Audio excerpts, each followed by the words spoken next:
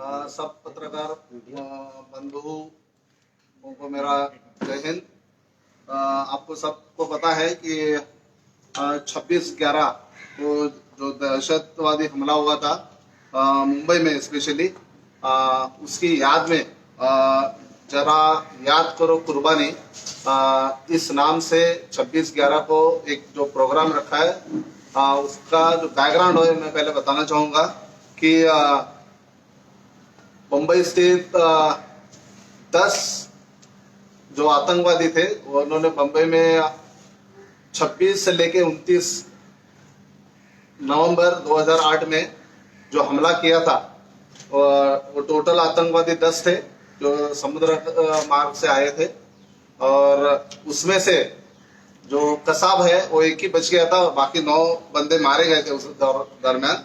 और जो लश्कर ए तैयबा का इसमें हाथ था, और मैं ये कहूंगा कि ये जो पाकिस्तान पुरस्कृत ये जो दहशतवादी जो हमला था वो हुआ था। और मैं बता दूं, जो हमले में Chhatrapati Shivaji terminus, Leopold cafe जो ताज होटल के पीछे है कुलाबा में, ताज होटल में इसका हमला हुआ था। ओबेरॉय ट्राइडेंट जो नरीमन पॉइंट में है वहां पे हुआ था। Metro cinema, Nariman house again वो कुलाबा में है, यहाँ पे सब जगह पे अटैक हुआ था एक साथ। और उसमें टाइम्स ऑफ इंडिया की जो बिल्डिंग है उसके पीछे जेवियर कॉलेज है, वो भी इसमें हल्ले में बलि चढ़ गए थे। और मैं आपको बता दूं कि हॉस्टेजेस जो लोगों को लिया गया था वो नरीमन हाउस में था, ओबेरॉय ट्राइडेंट में था, और ताजमहल पैलेस में थे। 3 जगहों पे हॉस्टेजेस लिए गए थे। और मैं बता दूं कि इसमें 166 जो बंदे हैं, इंक्लूडिंग जिसमें 20 सिक्योरिटी पर्सनल जो पुलिस वाले या डिफेंस के थे, और 26 फॉरेन नेशनल्स इसमें मारे गए थे इस इंसिडेंट में। और 300 से ज्यादा लोग इसमें घायल हो चुके थे। जो 10 टेररिस्ट थे उसमें से 9 इस दरमियान 9 टेररिस्ट मारे गए, और एक जो बचा वो था अजमल कसाब, जिसको बाद में कस्टडी में लिया गया। कसाब ने जिस हिसाब से बताया था कि जो लश्कर ए तौबा के जो ट्रेनिंग सेंटर्स है उसमें गुएरिला वारफेयर जो होता है, उसके तहत इन सभी को ट्रेनिंग दी गई थी अलग अलग इसमें। और पाकिस्तान के जो पंजाब प्रांत है वहां पे ये ट्रेनिंग ली गई थी। और कराची से ये लोग अपने बोट में से यहाँ पे मुंबई में आके लैंड हुए थे बेसिकली।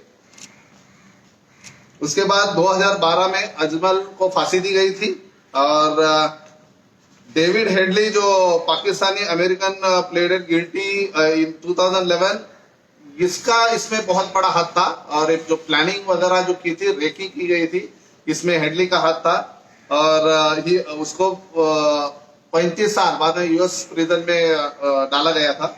और जो पाकिस्तान बोलता है कि हमने जकीर उल रहमान लखवी जो लश्कर ए तैयबा का सर्वे सर्वा था उसको पकड़ा, और लेकिन बाद में 2015 अप्रैल में अगेन पाकिस्तान में उसको छोड़ दिया था। हाफिज मोहम्मद आप सबको पता है was placed under house arrest जनवरी 2017 से, बट अगेन लाहौर का जो कोर्ट है उसको लाहौर कोर्ट ने इनको फिर से फ्री कर दिया था, और वो अभी खुलेआम वैसे भी घूम रहा है।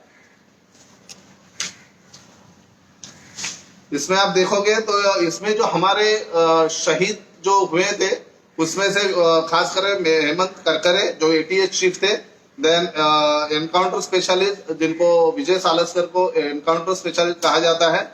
और जबकि कसाब ने इनको मारा था, मतलब कसाब की गोली के शिकार ये हुए थे। और उसके बाद इनको अशोक चक्र जो higher civilian peace time award है वो इनको दिया गया था। Additional commissioner police Ashok Kamte Karkare के साथ थे, कामा हॉस्पिटल जो है उसके बाहर थे, वो भी मारे गए थे, उनको भी अशोक चक्रवात में दिया गया था। Then assistant sub inspector Tukaram Ombale, जबकि उनको 40 गोलियां लगी थी, फिर भी उन्होंने कसाब को छोड़ा नहीं और कसाब को पकड़ के रखा, कस के रखा। और उनका जो सेल्फलेस सैक्रिफाइस है वो भी हमको इस 26/11 के दरमियान याद करना चाहिए। और उसमें और भी जो शहीद हुए वो ये है कि सब इंस्पेक्टर प्रकाश मोरे, कांस्टेबल अरुण चित्ते, कांस्टेबल अंबादास पवार, कांस्टेबल जयवंत पाटिल, कांस्टेबल विजय खांडेकर, सब इंस्पेक्टर बापू साहेब द्रोगड़े, कांस्टेबल SRPF राहुल शिंदे, ये भी इसमें शहीद हो गए थे। उसके साथ साथ senior police inspector railway protection के जो शशांक शिंदे थे, उनको भी उसके बाद कीर्ति चक्र अवार्ड दिया गया था। इसमें जो आर्मी के जो स्पेशल ग्रुप थे NSG, वो जब बाद में आपने देखा होगा कि नरीमन जो भवन है उसमें जब ये सब कार्रवाई चल रही थी, जो कमांडो आए थे उसमें नाम हमको कभी हम नहीं भूल सकते, वो है मेजर संदीप उन्नीकृष्णन, जो टीम कमांडर थे, जो 51 एक्शन ग्रुप जो था उसके टीम कमांडर थे। और उन्होंने और उनकी टीम ने ताज में फंसे हुए जो टूरिस्ट थे, सैलानी थे, इनको सुरक्षित तरह से अपनी जान गंवाते हुए, अपना बलिदान देते हुए सबको फ्री कर दिया गया। देन उसके बाद उनको अशोक चक्र दिया गया। उसके बाद NSG के हवालदार श्री गजेंद्र सिंह को भी अशोक चक्र अवार्ड से नवाजा गया था। उसके बाद और एक सिविलियन जो Karambir Singh Kang, general manager Taj hotel के थे, उन्होंने भी जो गेस्ट, क्योंकि लोग वो उधर के सुपरवाइजर मैनेजर होने की वजह से उनको पता था कि कहां से कैसे जा सकते हैं, तो उन्होंने भी इस ऑपरेशन में काफी अच्छी तरह से सपोर्ट किया था। और आपको बता दूं, ये जो करमबीर सिंह है, उस दरमियान इनका लड़का और इनकी वाइफ, इनका दोनों को गोली लगने से मृत्यु हो गई थी, फिर भी उनको साइड में रखते हुए इन्होंने अपना काम बहुत खूबी से किया था। अभी मैं आपको बता दूं कि 26/11 को जो हमारा प्रोग्राम है वो इस तरह से रहेगा।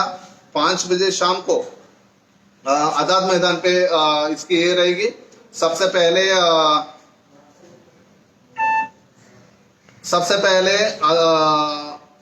शहीदों का जो फोटोज है वहां पे पुष्पमाला और पुष्प अर्पण किए जाएंगे। उसके बाद 1 मिनट का साइलेंस में हम रहेंगे उनके लिए, शहीदों के प्रति आदरांजलि देने के लिए। और उसके बाद मेजर वेणुगोपाल नायर जो प्रमुख वक्ता है, वो इस 26/11 के बारे में बताएंगे। और उसके बाद बच्चों का देशभक्ति पर गायन का कार्यक्रम रहेगा। और इस हिसाब से ये 26/11 का पूरा कार्यक्रम है। और हमारे राज्य रक्षा मंत्री जो है वो शायद आ सकते हैं, उन्होंने कहा है, अगर वो यहाँ पे है गोवा में तो आने का उन्होंने वादा किया। टाइमिंग शाम को 5 बजे है, 5 बजे से शुरू हो जाएगा और 6 बजे तक चलेगा। सर, जिस तरह से देखा जाए मुंबई में और